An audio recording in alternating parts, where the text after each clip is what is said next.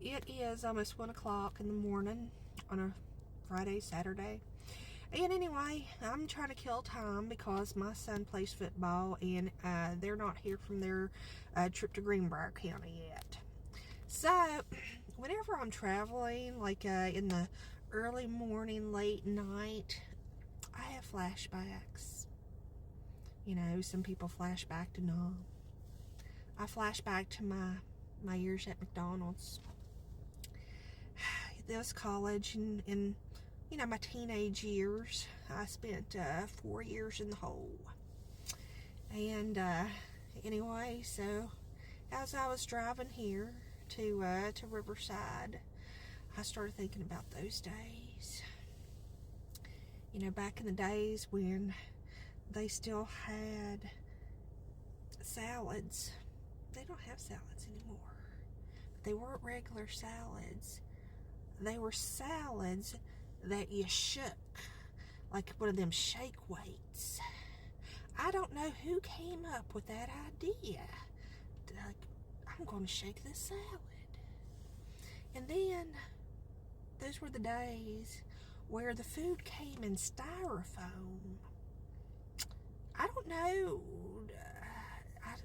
I think every food came into, you know, styrofoam back then. And we had fajitas. Fajitas! Like a Mexican restaurant. And I had this little old man that came up every single day. And I guess that was ethnic food or something with him, because he'd always say, give me one of them fajitas. He always asked for a fajita with mild sauce. So whenever I hear fajita, I hear his little voice saying, give me a fajita.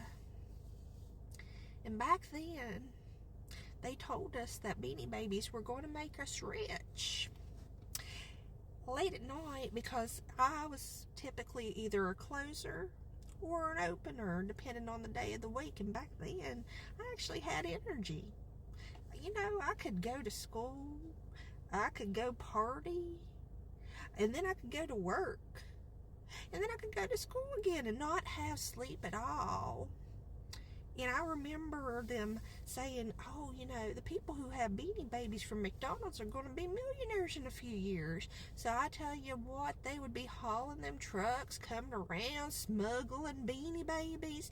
I can't tell you how many freaking Beanie Babies that I got in my closet. I have duplicates. That way I could be an uber millionaire. And you know what?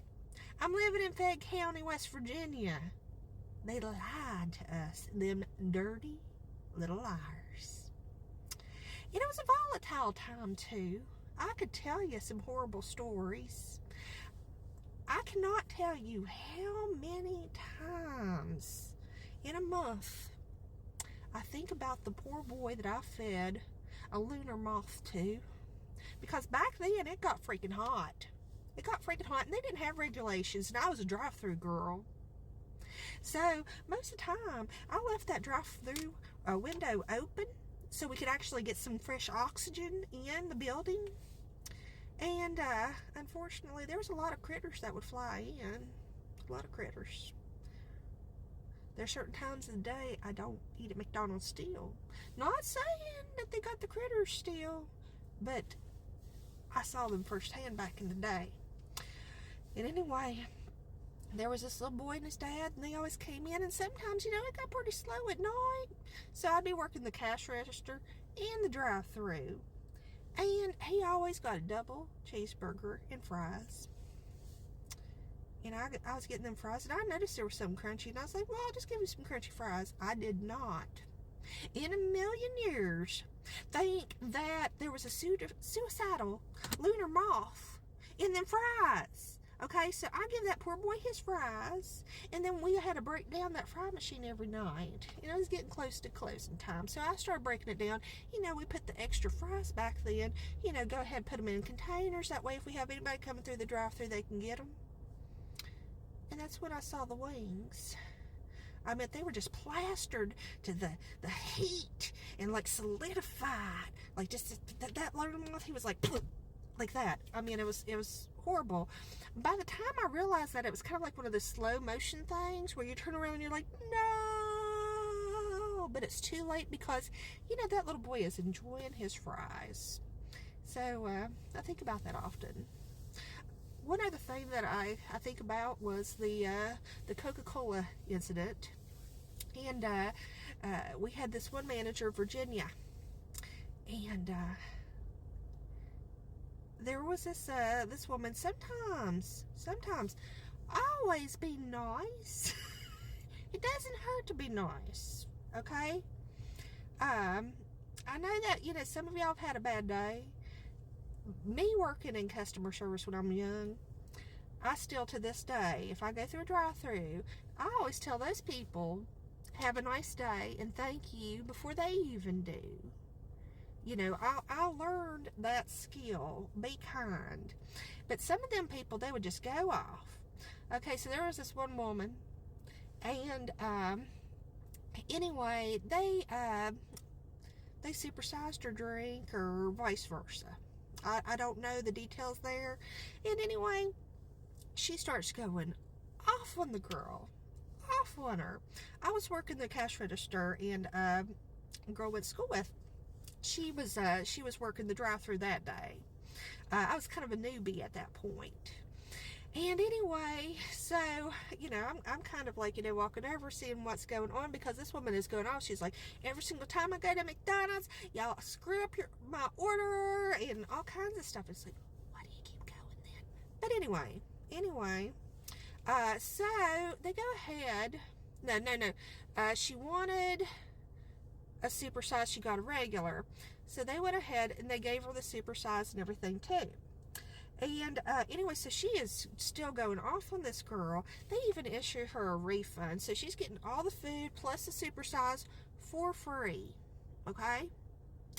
And then, okay, she still won't leave. She won't leave. So Virginia comes up and she's like, ma'am, you know, we gave you a refund. We gave you, you know, not only your food, we supersized it and everything. And she starts cussing Virginia out. And anyway, so finally Virginia's like, you know, we would appreciate if you don't come back. What else can you do at that point? And anyway, so Virginia turns around to leave. That woman takes her supersized Coke, throws it through the drive-thru window, hits Virginia in the back of the head with a supersized Coke. Coca-Cola is everywhere, all over McDonald's, just, and I tell you what, I like turn around like,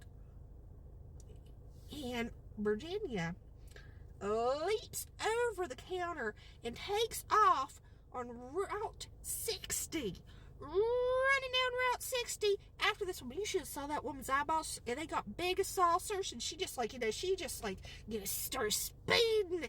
And I tell you what, Virginia, she was trucking down that road trying to catch that vehicle. Cops come, we all have to give statements. It was crazy. It was crazy. There was nothing like working in McDonald's in the 2000's. I think I started there in like 99, 98, but it continued through the 2000s. There was nothing like it, so I still have flashbacks. And you know what? My kids still ain't here. I'll talk to you later, and thank you for listening. Bye-bye.